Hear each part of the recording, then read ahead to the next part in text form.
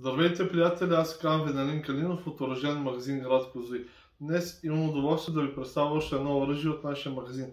Става въпрос за тази ловна нацевка калибър 12x70, испанско производство на фирмата DR и CR, Марин, Испания.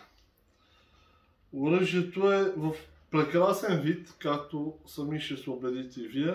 Дължината на цевта е 71 см, дължината на приклада от първия спусък е 37 см.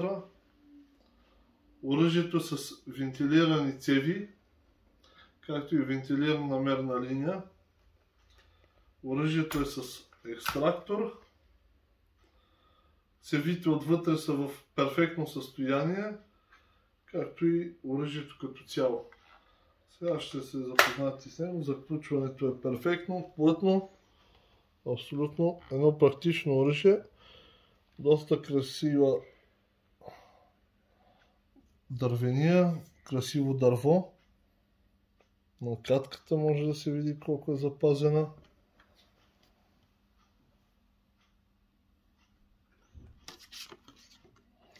Тежи 3 кг и 100 грама.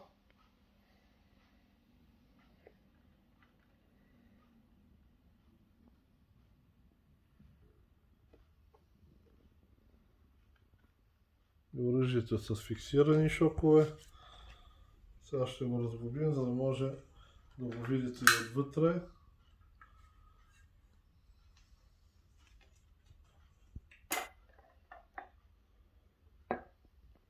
Ето е цевта. Оксидацията почти не е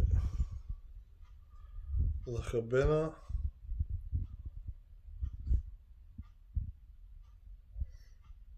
Както казах, състоянието на цевите е перфектно. Ето и главата отвътре. Буквално минимални следи от употреба.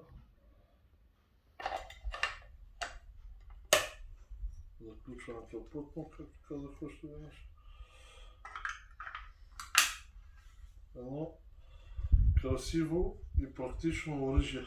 Ако това оръжие представлява интерес за вас или някой друг от нашия магазин, не се колебайте да се свържете с нас. До скоро, бъдете здрави и ловувайте със стил!